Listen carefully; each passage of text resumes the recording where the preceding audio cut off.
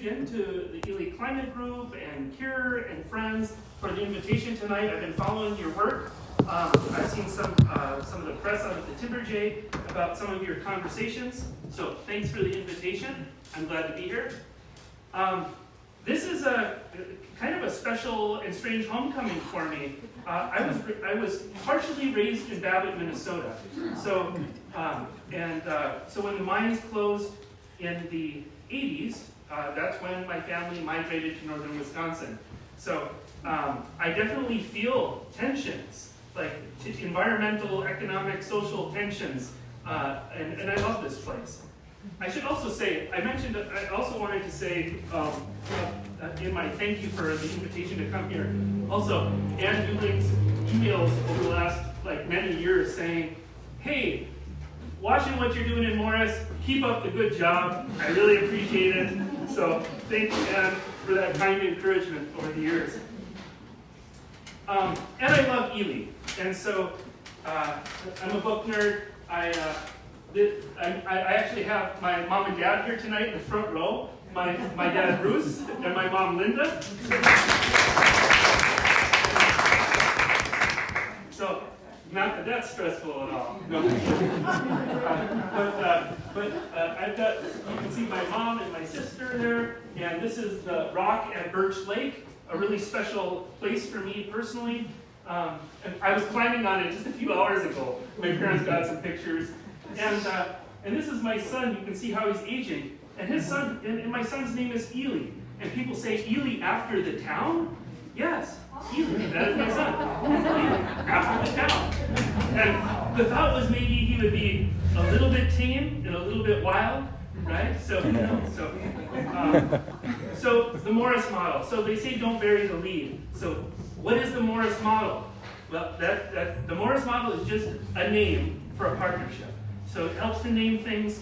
The Morris model is our partnership between the city of Morris, the University of Minnesota Morris, Stevens County, the hospital, the school district, the University of Minnesota West Central Research and Outreach Center, and we've been working together to advance our shared sustainability aspirations. And so what are some of those aspirations? So we started with some framing for our work. So when people say, what does this group work on? We say, well, we work on energy conservation, clean energy, community resilience, cultural exchange, and celebration. So those are some of the initial pillars. But of course, we've expanded our work. We work on things like e-mobility, transportation, waste reduction, recycling, education, and more. But you got to start somewhere.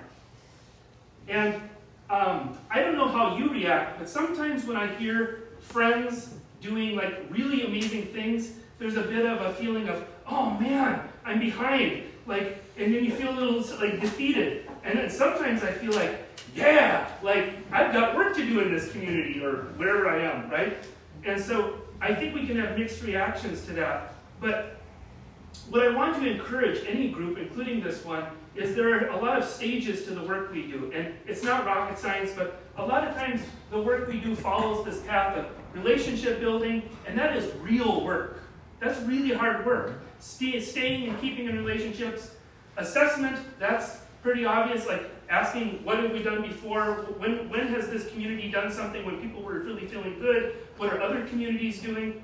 Planning, obvious, making those plans, and then we all want to get to the action. But the thing is doing this in the reverse order is what a lot of people want to do. We want to act without having much of a plan, without having really asked many questions about what other people did, without very few friends. So if we flip the script and we do it this way, I think it can work out better.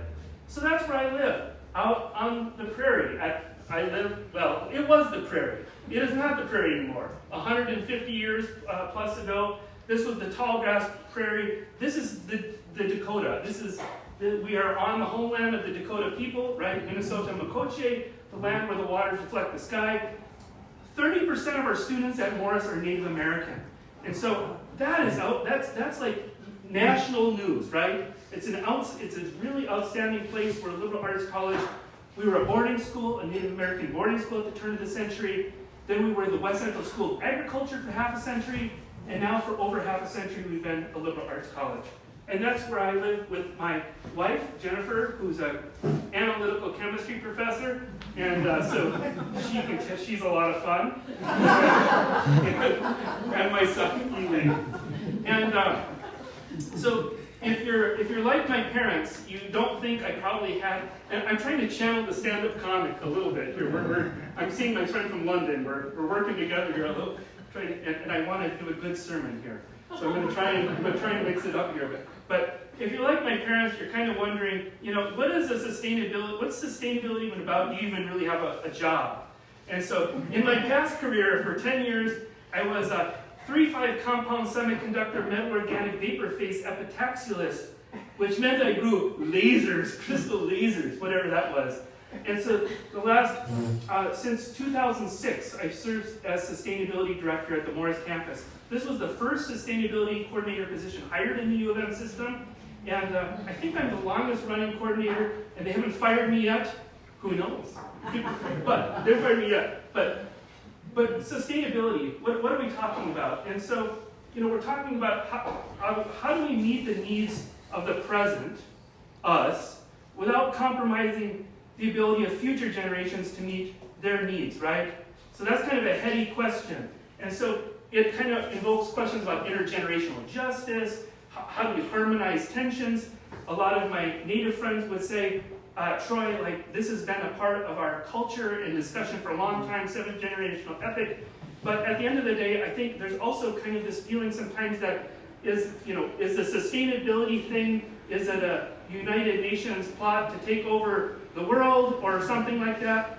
And what I want to tell you is there is an international conversation going on about human flourishing. And the conversation is asking questions like, do we want to live in a community with poverty, with hunger? Do we want good education for everybody?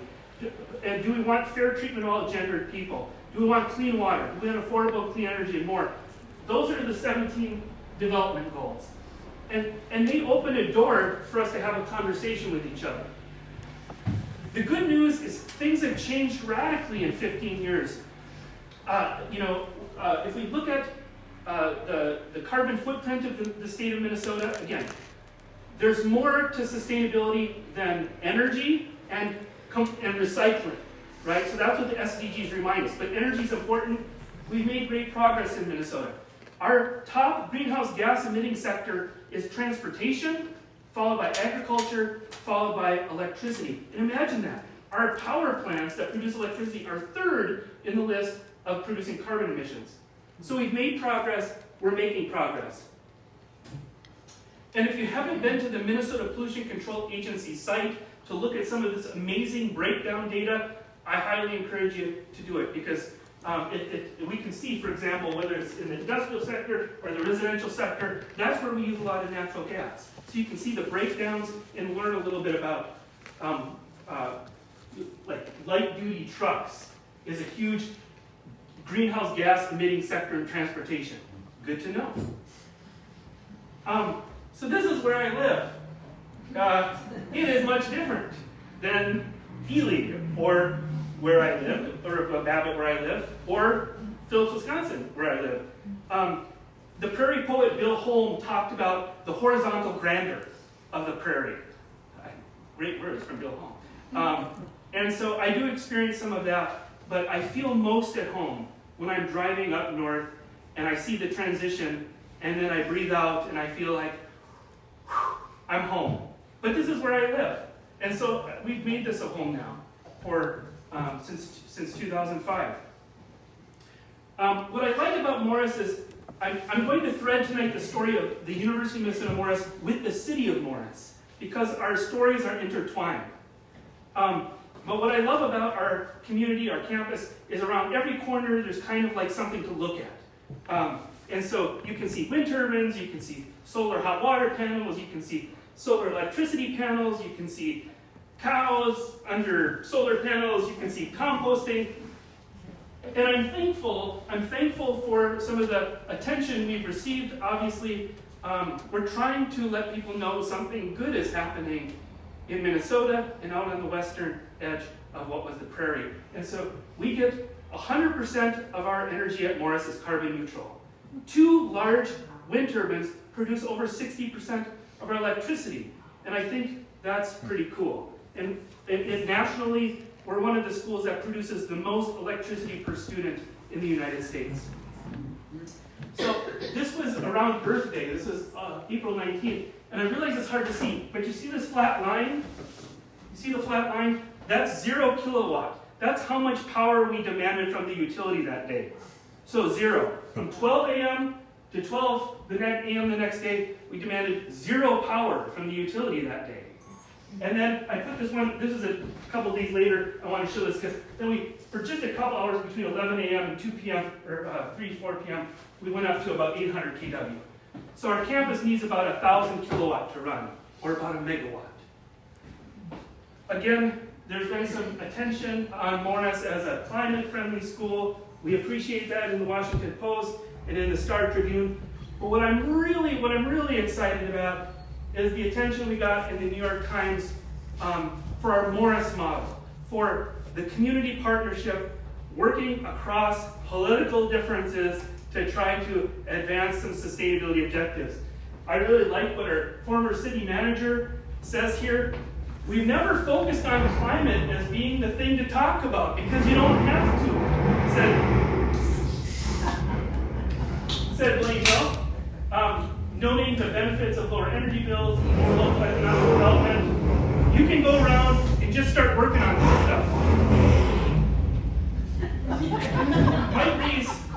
Mike Reese is the Renewable Energy Director. Mike Reese is the director at the West Central Research and Outreach Center.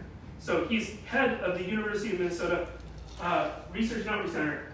And this is Mike Reese, the director at the Research Center, said it didn't matter that he had political disagreements with Troy Goodnough. Troy's on the more liberal side. I'm on the more conservative side. But we also share the same philosophies when it comes to the changing climate, resiliency, but especially on generating wealth and making our community better for next generations. That's true. So we disagree about a lot, but we work on things we can agree on. So everybody writes themselves into a story in different places. So I'm going to write the campus into a story this way. So I mentioned I started around 2006. In 2007, leadership always matters. Our chancellor, Jackie Johnson, total rock star, signed the American president's climate commitment, saying we're going to become carbon neutral as a campus. How would we do that? We did not know. We did not know how we would do that. And then fast forward a decade later, the same organization that kind of made people make those commitments, called Second Nature, changed the commitment to say, be carbon neutral and do community resilience planning, campus community resilience planning. So a lot of people didn't like that. So these are the colleges who committed to carbon neutrality. These are the handful of colleges that said, we'll do both. We'll become carbon neutral and we'll do this messy work of working with our community on resilience, which is also our way of saying climate adaptation without saying climate. So our emissions have been cut by about 50% since we began, which means we're only half done. And a lot of that's because of the electrical work. So we've got work yet to do. Now, Chancellor Johnson at the time, back then, Jackie Johnson, she was working with some national sustainability organizations, and she was paying attention, and she's like, there's some interesting things happening at Oberlin College. And they had this thing called the Oberlin Project at the time. And they're working, the campus and the community are working together on sustainability stuff. And so the seeds of the Morris model were growing. We thought we have a river in Morris called the Pomme de Terre River, so we thought about, how about a Pomme de Terre project? That was too long, Morris model. The Oberlin Project, I don't think it's still going, but it was cool because they outlined some goals, and they had some really cool online tools where you could see like the electricity usage at the school and at city buildings, and that was a long time ago now. I think that one thing that was helpful as we started thinking about our Morris model work is how do we engage with people, right? So if you're a community development person or engagement person, what are some principles? And I just want to show you these quick, because this document's old, they've updated, but start with people, stay with people. ugh. Didn't John Paul Sartre say something like people are hell? So start with people, stay with people. Connect on common values, acknowledge ambivalence. Once in a while say, man, you got a point there. It's really hard for me to do that. Okay. Scale from the personal to the planet. So principles, just trying to bring some humility into our work. So again, the Morris model, students, intergenerational work is very important to our Morris model work. We're always trying to engage youth somehow, somewhere in our work. And again, these were some of the early pillars: energy conservation, clean energy, community resilience, cultural exchange, and celebration. Celebration, right? So celebration is about trying to submit for awards. So in 2013, 2014, a group called the Institute for Agriculture and Trade Policy, IATP, and this other group called the Jefferson Center, they reached out to Morris and they said, would you like to be one of the first places in Minnesota to do something called a rural climate dialogue? And the story of Morris is a story of a lot of firsts. So a lot of the first time people want to try things, they go to Morris, which doesn't always work out great, but sometimes it does. We said we don't really want to say climate dialogue. So can we talk about extreme weather stuff and extreme weather preparedness? And so that's what we did. And we had a nice community meeting. There's lots to say about that. A year later, we applied for an award. These are two students. Again, students accepting the award and part of this work. That started us on our resilience planning journey. In 2015, we worked with the clean energy resource teams. Have you guys heard of CERTs? Yep, I hope so. So some of these are I'm going to inject a little do you know this group? And hopefully you will say, yes, I know that group. Because the clean energy resource teams, they're great at helping to fund your projects. And so we worked on something called the Morris Model Clean Energy Hub Blueprint, where we kind of dreamed big, or dreamt big. We dreamt big.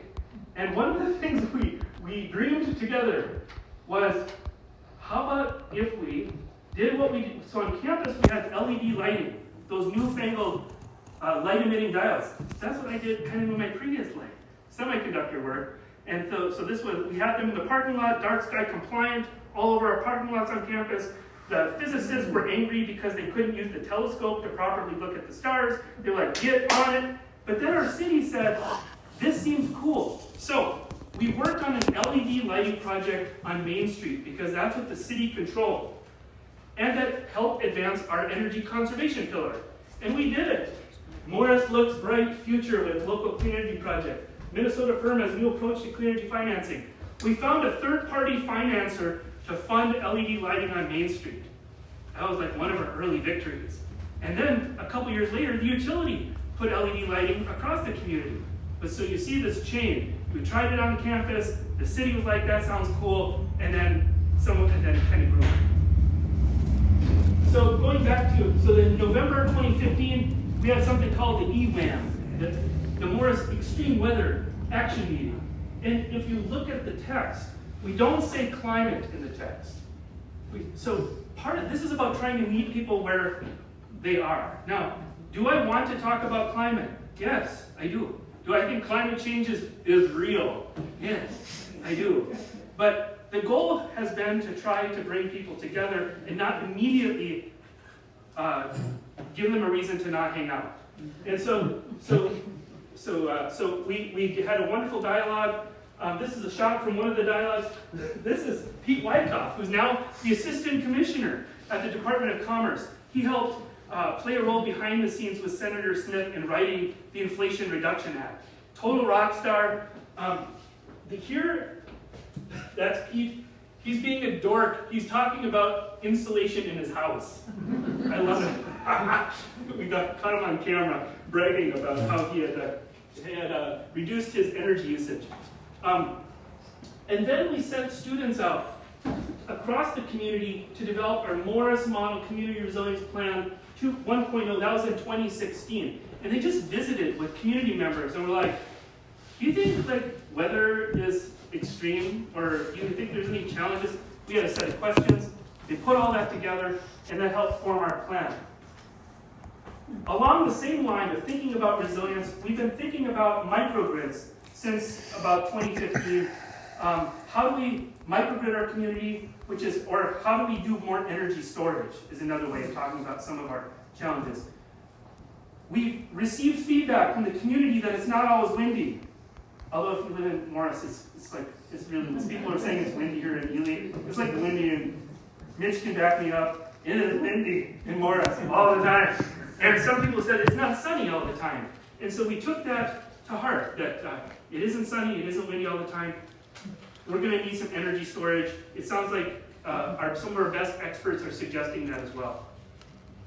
Then, entering the stage of this work, which was really fun, was something called the Institute on the Environment's Climate Smart Municipalities program.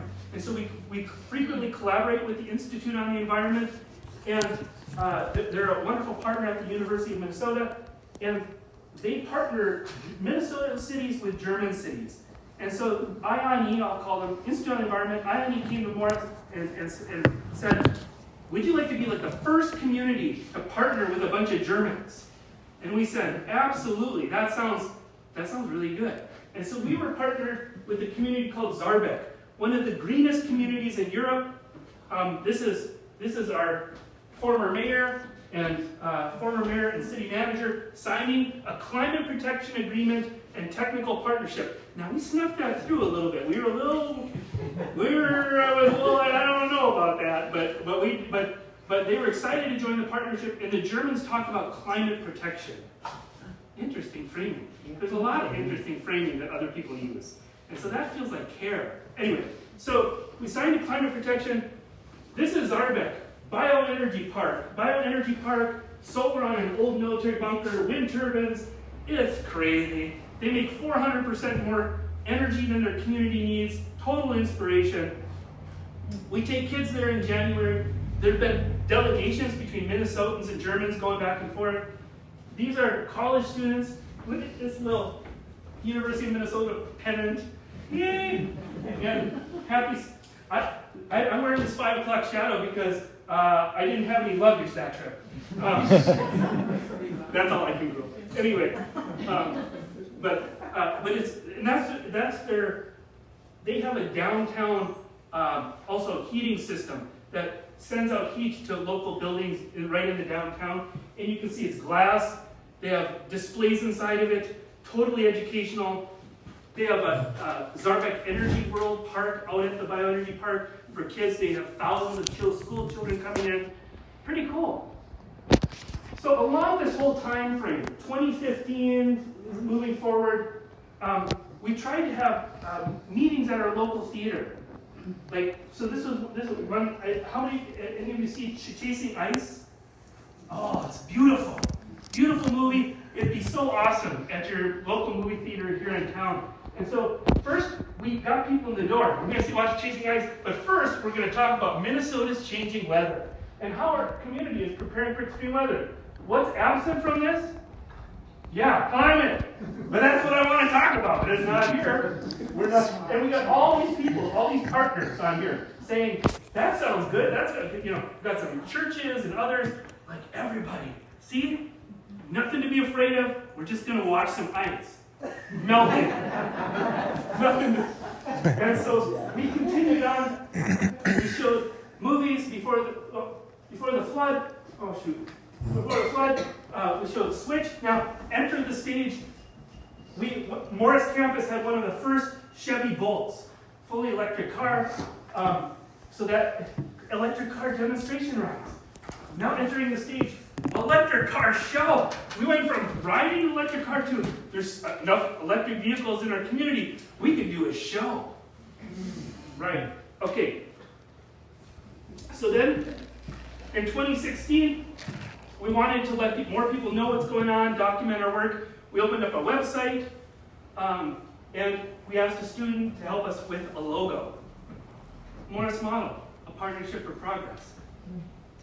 So, inspired by our German friends and in alignment with the work we had already been doing, so a lot of the I'm sorry, Mitch. Okay. A lot of the work that are when you meet with German friends, I'm going to stereotype an entire country. So, but when we meet with our German friends, they're always like, blah blah blah, yeah. What's the project? What's your project? What project are you working on? And so we were inspired. So the Morris Model 100. This is a list of projects. So what they had done in Zarbeck and what we had been working on a little bit was, if you get a group of friends together, it's pretty easy to come up with 100 things that you think you could do, or at least it was with this group. Like, we could do this, we could do that, from the small to the sublime. Just we could have a movie like Casey Max at the movie theater. We could have a couple more turbines, wind turbines. Okay, that's a big difference. And so this Morris Model 100 clean energy projects. Most of these are done, by the way, in 10 years. 10 years. In 10 years, we were able to do some things. Community resilience planning projects, Zarbeck projects,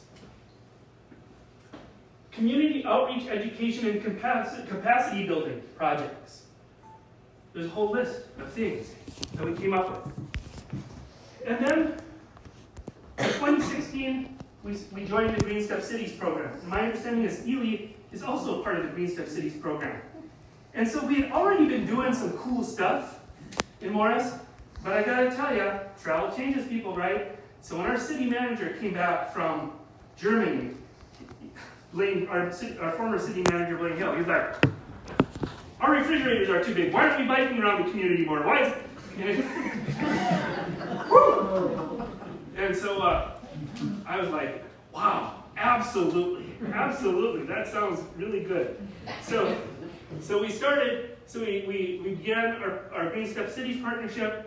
Right now, we're at step 5. And again, these frameworks are helpful just because it helps organize thinking. Just like the development goals help us organize our thinking when we're talking with our friends at a cocktail party.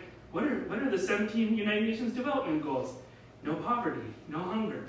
Right? So the same thing here. The Green Step Cities just helps us organize our thoughts about what are some things we can do to be a green city. So stay on the path. Remember how that one of the pillars was celebration? And so celebration, again, is about us taking a moment to say, hey, we're actually doing some things. From the small to the moderately sublime, it's okay to, this is about Minnesota culture too, right? Where nothing is, you could always be a little bit better, like where, and so we submitted ourselves for awards. We got the Minnesota Community Award. We got the Humphrey Institute's Local Government Innovation Award. And again, so I got to brag for a minute. So this is Mackenzie Dice. Mackenzie just graduated as a climatologist from graduate school, just got her PhD a few days ago. This is Sydney Bauer. You can hear more about Sid in a minute. She helped develop and expand our composting program in Morris. And there's a book out right now, Ed Humes, a well-known environmental author, and the author of Garbology, just wrote a new book called Total Garbage.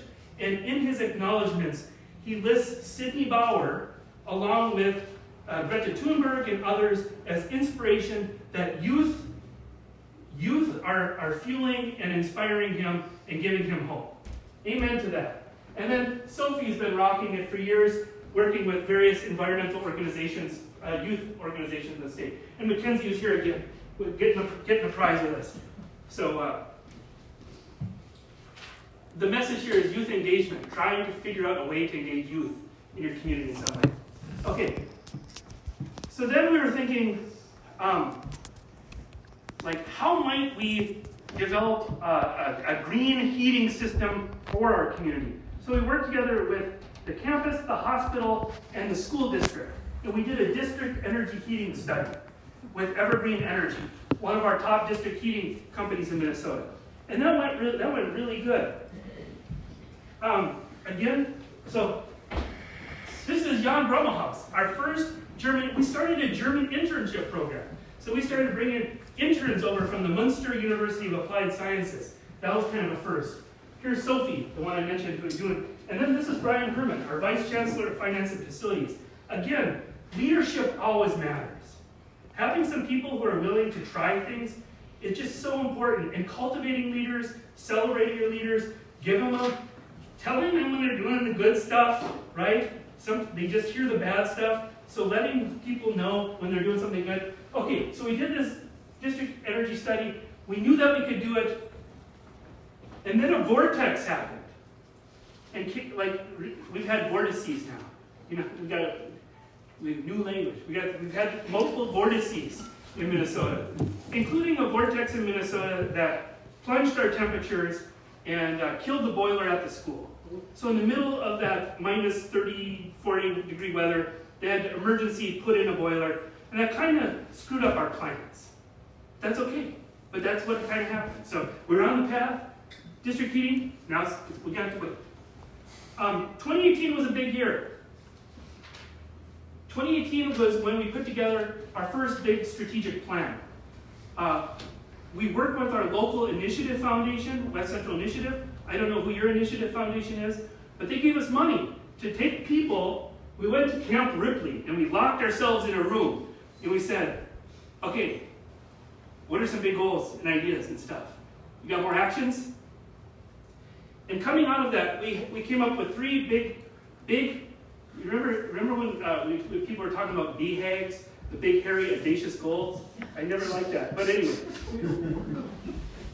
So we came up with some big goals for ourselves. Produce 80% of the energy consumed in our county. So produce our energy locally. Energy shed, right? We've heard of watersheds and food sheds. Energy shed. We're going to make energy in our community. That was a big one.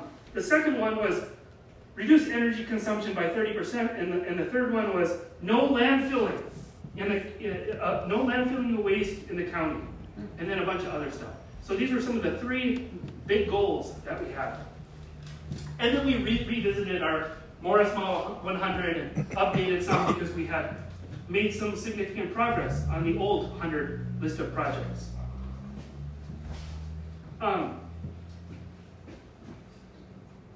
So along this time frame as well, there's been exciting things happening with transportation, right? I mentioned we've got a Chevy Bolt. Look at this weird jacket. a friend gave it to me, said her dad loved it. So he's no longer with us. But I was like, I'll take that jacket. I'm going to wear the heck out of it. So we worked with Otter Tail Power Company to install one of the first level 2 fast chargers on campus. And then our friends at the University of Minnesota West Central Research and Outreach Center installed one of the first fast chargers in West Central Minnesota. And if you haven't been out in our area, once you kind of get past, I don't know, where you can get donuts at the Clearwater, they're really, you got great apple fritters.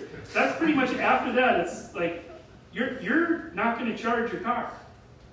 And so we're there's a much longer, hour-long conversation or more about electrification 2.0 and probably the need for, a new Rural Electrification 2.0 Act that's maybe a bit more. But how do we have rural communities not get left behind in this massive transition that's going on? And it is going on. We have some of the biggest dairies in the country in Morris. And so one of the things that happened is the group that wanted to do that started engaging with the county commissioners, with Morris Model Partners, and kind of in the spirit of wanting to generate more energy in our county, we have now a renewable natural gas plant in Morris as well. If you guys haven't heard of Solar United Neighbors, I highly encourage you visit with those folks. So they're a nonprofit, and what they do is they work on solar cooperatives. It's kind of weird that they use that word, but that's okay. What they really mean is like a buying pool. So they're like, do you want solar on your house? Do you want solar on your house? Do you want solar on your house? Great. We'll create a kind of leverage our buying power to buy down the cost of panels and the labor. And so they did that. And this is my friend Eric. He's the renewable energy director at the West Central Research and Outreach Center, and he's getting solar on his house right now. He's also my Aikido instructor. Of course, sustainability is not just, again, like clean energy and recycling. In 2020, we worked with the Minnesota Humanities Center to bring the We Are Water program to our community. So we worked with the Soil Water Conservation District. We worked with CURE, which is in Montevideo, Minnesota. We worked with partners to bring this wonderful exhibit. Has this? I assume this exhibit has been in Ely, the We Are Water exhibit. If not, this is like a great exhibit to bring. And we also brought the Why Treaties Matter exhibit at the same time.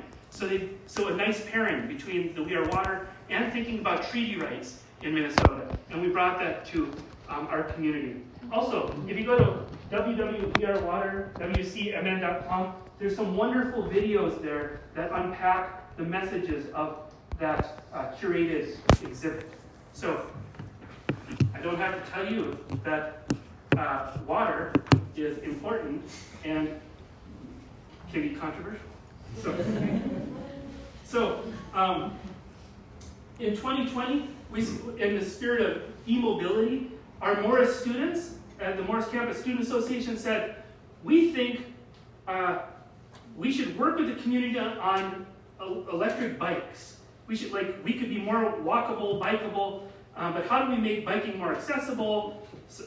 Not everybody has the strength, and so there's issues of ability, right? And so we started an electric bike program at the Regional Fitness Center, and people loved it. And that was some of the first times that people got on an e-mobility thing. And so we've got the electric car rides, now they're riding electric bikes, and what I can tell you is in the last few years, we're seeing a lot more e-transportation and a lot more e-bikes floating around. Because I was run over to someone and I'm like, what you got there? Well, it's my e-bike. If you haven't used or seen the En-ROADS software, there's a set of software. This is the En-ROADS software is a wonderful software that especially can be used with groups. Here we brought it into this is one of the teachers, Brittany House at the Morris Area School District. We brought En-ROADS into the classroom to do a climate simulation. And it's like a model UN, where you each play a country and decide like what your policy is going to be, and then we move the sliders and we find out how hot the planet's going to get. And so this is great. You can do this with all kinds of groups, and it lets you think about how policy choices shape the temperature of the planet.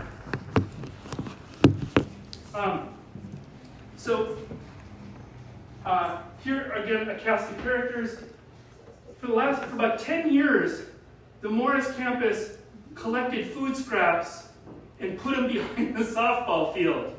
Now, when this idea was introduced to our chancellor, Jackie Johnson at the time is amazing, and she was like, "That sounds good, but right, like, is this going to work with will the rodents and will the critters break down the stuff? Like, are we pretty confident about that?" And we were like, yes, the critters are good. If we pile it high and deep, the critters will eat it. I mean, the microbiological critters. And sure enough, that is what happened. So we've diverted more than 1 million pounds of food scraps from the landfill, and students helped get that project going. They went down to Iowa to compost school with some salty old dog facilities folks who were like, I don't know, but it all worked out. But because of some of the work that happened on campus, and constant engagement with the city and county, this is the relationship building piece. We're like, you want to come out and see our compost pile? Come on. You want to see our level 2 charger? Want to see our electric car? So continue engagement. And so in the last year or two, now we're standing atop the Hope Douglas compost facility. They built the county, the county with partners, Matt Stevens, built this industrial compost facility.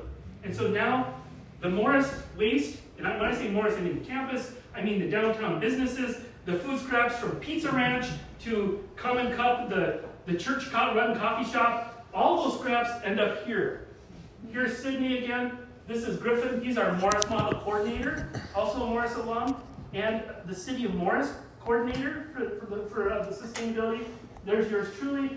And then this is Jenna Jambeck. Jenna Jambeck is a MacArthur genius. She's a renowned scholar of plastic waste in the ocean, and she came to Morris to see what was going on, and she's got this process. So just like we carbon footprint things, she's got this process for measuring waste leakage in your community. So we were learning about that as well with Dr. Jenna Jambeck. So they're learning about, so yay composting. And what that means for us is people love our waste. Why do they love our waste? Especially the waste that goes to the incinerator. Because it's not wet, right? And we can feel good that it's not in the ground rotting and making methane. Okay, so 2021, the liquor store gets solar on it. That was the second line in the New York Times article. The line was, there's a small farming town in Morris, Minnesota that cools their beer with the sun. That's good. That's exactly right. And so, but they didn't stop there. You know, like this was real active leadership by the city council and the city manager and the mayor. 150 kilowatts of solar installed on the liquor store, the library, which is geothermal, City Hall, and the community center. That's cool. Okay, again, thinking about intergenerational engagement, in 2021 we launched something called the Morris Challenge, which brings in high school students from all across the region to learn about all this cool stuff happening in Morris. So we go downtown in the city and we're like, look at the library, look at the City Hall, look at the liquor store. So then, again, along this timeline, you can see there's planning popping up at intervals, like time to update some stuff. So we knew that we wanted to do this kind of new planning approach, and I'll say more about that in a minute, but we basically started a Morris Resiliency Discussion Series, where we met with some fun experts from across the state to talk about how climate change, to talk about how climate change was going to affect various areas of our life. And so we did a bunch of webinars, and that was to try to cultivate a base of people so that when we ultimately got to working on our next community resilience plan, we would have some friends. And so this was also kind of, we're still pandemic-y time, so we worked with the Second Nature and the Nature Conservancy. Many of you have heard of the Nature Conservancy, but they have an expert there, Dr. Adam Welchel, who has this approach called the Community Resilience Building Approach, CRB. If you go online and you type CRB, you'll find it. And so it's an approach for talking and doing community resilience planning. So this is another planning tool that your community can consider to doing this kind of work. And then we've got a bunch of interesting observations about that. As soon as we finished that work, this happened. So we've had vortexes, room plans, and then we're like, so we wrapped up our resilience building plan, and then in May 2022, a derecho hit Morris. This is my house. We were down in the basement, and we were like hearing stuff cracking, and a twisting and a blowing, and this is a 100-year-old pine tree laying in the crust of the beautiful crown of one of the most beautiful elm trees in Morris. And then in the backyard, another big elm tree, which had another really nice crown, twisted, sheared, and chopped off the back end of my house, which took over a year to get fixed. And so it was also happened right around graduation. So we had students trying to take finals without power. You know, we were trying to prepare for graduation without power. Again, so this is this energy storage thing and microgridding coming back into attention. And so if you come to Morris, you will see we installed a battery. This is a small one, this is a baby one, 90 kilowatt hour, lithium iron phosphate battery. So this is not a technology used a ton yet in the United States, but soon, just like everything else, it will be just another thing that we do, right? So a lithium iron phosphate battery. And so this was a project, again, a collaboration with the Institute on the Environment. We launched something called CREST, the University of Minnesota Center for Renewable Energy Storage Technology. So our friends at so how do we plan for energy storage? So we're working on that together. And one of the most exciting projects we're working on now is something called a flow battery. So what we want to do is we want to install a 1,000 kilowatt, a 1 megawatt liquid battery, so it could have things in it like iron water. So we could store megawatts of power in just containers of iron water. Crazy, right? So we're working on this with our utility and the top microgrid company in Minnesota, which is OATI. So this is one of our ongoing plans right now. The students said, all those electric bikes, how about regular bikes? The Nice Ride program in Minneapolis was shutting down, so we reached out and said, we would love some of those bikes. So here we are at the Nice Ride place with students, getting a bunch of bikes to haul them back to Morris.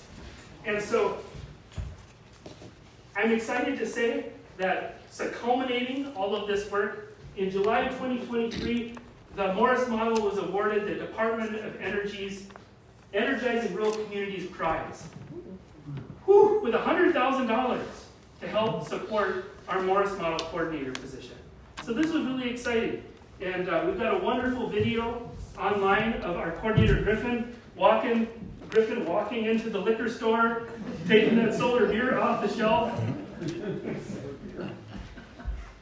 And then right after that, Minnesota Public Radio came back out to report on the Morris model.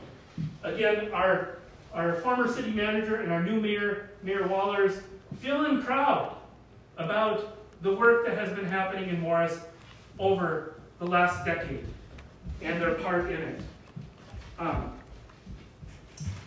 Because Morris has been doing some things first, we also reached out to the MPCA, reached out to us, we reached out to them, and we got two of the first fully electric school buses in Minnesota.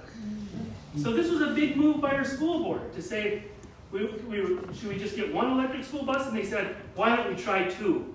So, okay, well, we're going to try it. So we've been piloting fully electric school buses for a while now. And then, again, in terms of bringing people along, our utility, Otter Tail, in the last year just installed fast chargers in Morris. So now we have infrastructure. So people can come from out of town and charge up without fear. In fact, the other day I stopped, there was a guy eating a taco here, and I walked up to his car, I said, you do that kind of thing where it's like, and he knew, he got out of the car, and he was like, so, this is the car he was in. That's me, but you have to imagine, the car was here, he was eating his taco, and I was like, tell me more about your Ford Mach-E Mustang. And it was great, because he's a regular dad dude saying, man, this is saving me so much money on gas, I love my electric vehicle. And then we celebrated with the MPC about the electric buses. These are all German interns who are, their vertical is a little wanting. And then again, what I'm excited about is our school board. So we've been trying to cultivate our school board to try to do some stuff, right? Take a step. And so they did. In September, just recently, they installed 40 kilowatts of solar on top of the bus garage, using the Solar for Schools program. So this is really cool. So there's money for schools to put solar on your school. It's important we use this funding because it's there, and if we don't do it, then people will think our schools do not want solar on their buildings. So it's there. We helped the school prepare the application, and it's awesome. So I just want to say a couple more words about kind of a string of things. One is this international partnership has grown and been really productive. This goofball here is Michael. He wrote a report on our new water treatment plant and how it performs. The Minnesota Pollution Control Agency came to Morris and they said, your community's putting too much salt into the Pomme de Terre River. We've got some of the hardest water in Minnesota. And so students before this helped think about, do we need a central plant? And the answer was, yeah, we kind of do. And then engineers confirmed that. And so the city built a centralized plant, so we don't need water softeners anymore. This goofball here, Felix, he wrote a wonderful report on the performance of solar photovoltaic installations in the city of Morris. So if you're curious, how could solar work on city buildings in my town, this is a wonderful report that walks you through how it's working in Morris. I also want to return you to Morris for a minute. We've got some wonderful folks. This is Ann DeHammel. She's a total rock star. Here she's planting trees. She's got this piano, set of piano pieces called Prayers for a Feverish Planet that she's been playing all around the world. So if you're looking for the intersection of culture and music and philosophy, invite Ann. She's all over the world. Now, not everything runs awesome. So we've got two large wind turbines, Bert and Ernie. Ernie died for a little bit. In October, Ernie went down for a bit and needed a new gearbox. So it took us about a year. This was an exciting day, Ernie getting a new gearbox. He'll be back online. And but that whole year, right, people are like, what's going on with that wind turbine? What's going on with that? That's good. Yeah, ask away. But for 20 to 25 years, we have a guaranteed power price for 60% of our electricity at the Morris campus, and the net present value is very positive. So when people are like, is this a good financial investment? The answer is yes. This is good energy risk hedging. We're doing things now like putting solar on poles, and then cows are going underneath it. This is an emerging area called agrivoltaics, right? Like agriculture and electricity. I know, right? And so we're working with the University of Minnesota West Central Research and Outreach Center. Those are West Rock's cows, probably some of the most studied cows in all of Minnesota. And if you haven't heard about West Rock's work on hydrogen and ammonia, you have now. The West Central Research and Outreach Center is a leader in the state of Minnesota at thinking about hydrogen and ammonia and where that may or may not play a role in our future. Okay, so electricity has largely been cracked. This is exciting. Because climate hope, 15 years ago, wind wasn't the cheapest energy in the upper Midwest. Now it is. Solar prices have crashed. But the elephant in the room, Minnesota's cold. How will we heat ourselves and our businesses? So we've got to figure that out. So I want to give you just a snapshot of some thinking that we're doing. So one of the things that we're looking at is something called a thermal energy battery, where you take a lot of clean electricity from wind or solar and you shove it into a box of rocks. And those rocks get to be thousands of degrees Celsius, and then you can run water through it and make steam. So that's an interesting way to think about cutting the cord with natural gas.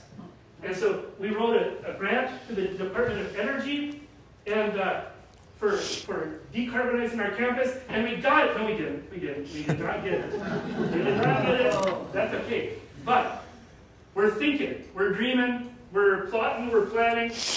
And so in the last couple slides here, what I want to do is I want to talk about the impact of people, of having a coordinator.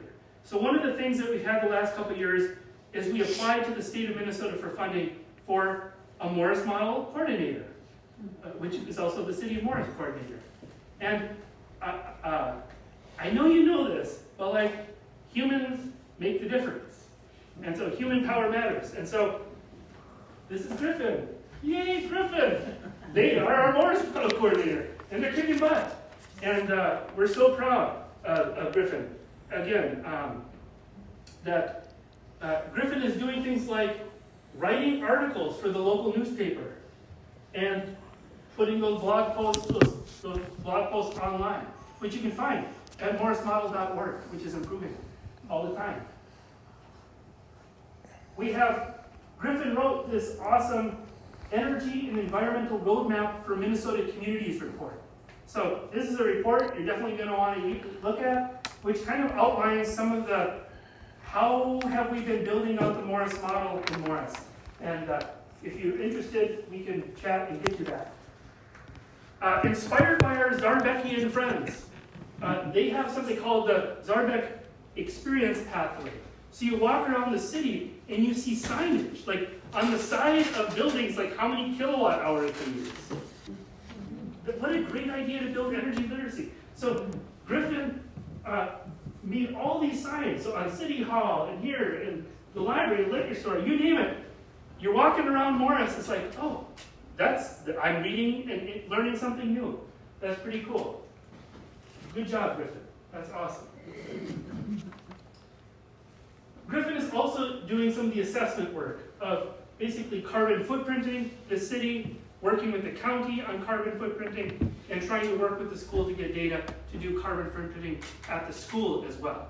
So again, establishing baselines. In 2024, this is where we were with our carbon footprint. Where will we be 10 years hence?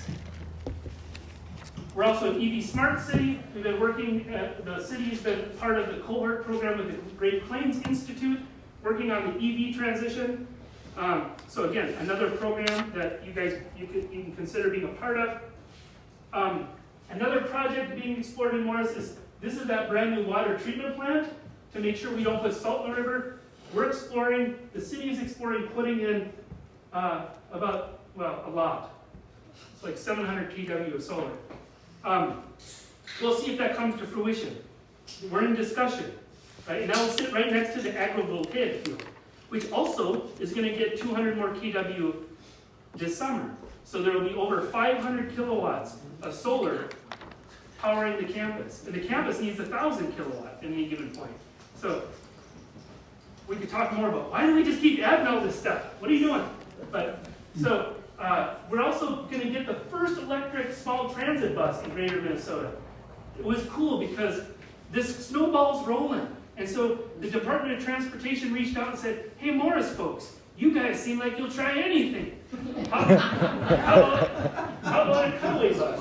And so the city of Morris is leading in this interesting way, and then in the next year, they'll take on this new transit bus. And then, as we wrap up, more planning. So now we've entered Morris Model Strategic Planning 2.0 work. So again, we've had some increased community. We've had some more community resilience conversations. We brought back the report.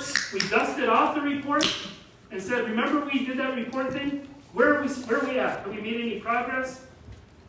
We had another big community event. This was a big community event where we got people together at tables. We specifically asked people to show up and put people around tables that we wanted to sit together. And what we find when we do that is a lot of times these folks are like, I've never sat with this cool person that does something like I do, ever. This happens so much. And it's awesome because you get cool people together. And so they each table focused and worked on one of the SDGs. Then they went out and they visited with our community partners.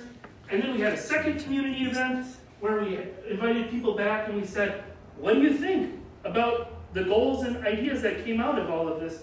Do you think it's a good idea? So we gave a preview of the updated plan, and now we have Morris Model, Strategic Plan 2.0, with 64 new projects for our community, 40 new goals. And you can see it's like a traffic, like going to different destinations. And so we got that inspiration from Zarbeck. And our goal is to try to complete 10 projects per year for the new plan. So then 10 years, 10 times 10, we're gonna hit like another 100 things. And lastly, tools you can use. So I don't know how many of you have heard of something called PV Watts. Any folks here PV Watts? So when you go home, check out PV Watts. The tools keep improving for us to do some quick calculations about what things could we, so this PV Watts will help you understand, is solar a good idea on my school or in my backyard? So I'm modeling here a 20 kilowatt system. It says we're going to get about 26,000 kilowatt hours a year. This is real data from the Morris campus. we got about 23. So not perfect, but not totally outside of reality. This is that same system year to year, 2015, 2016, 2017. You can see across the year. Here's another example. This is the 240 kilowatt agrivoltaic field up on panels. It said it should make 316,000. This is real data. It made about 371. It made even more. Okay. Lastly, I'm very excited to share with you all that the nerds at the University of Minnesota, at a group called the Minnesota Climate Adaptation Partnership, they have developed a new tool, and it got some press in the last week. New online tool allows for a close-up look into Minnesota's changing climate future. And so, if you've ever asked yourself, what will Ely look like in the future? This is the tool. And so this is where I live, as I mentioned, Stevens County. I used the tool, and I'm not super tech savvy, and I modeled one of the, after hundreds of hours on the University of Minnesota supercomputer, I looked at one of the scenarios about what would, how many days above 90 degrees Fahrenheit would we have in Morris. And this simulation said we would have over 51 days, this isn't even the highest case, over 51 additional days above 90 degrees Fahrenheit. And so that obviously is not Minnesota anymore. That's something else. And so this tool is there. It's called Minnesota Climate. And I invite you all to check out that tool and think about it. Think about it together and what it might mean. I believe the children are future. So tomorrow, I'm heading up to Finland, Minnesota, to work with them. The students from all across the state will be in Finland, Minnesota, participating in the Minnesota Envirothon, thinking about solutions.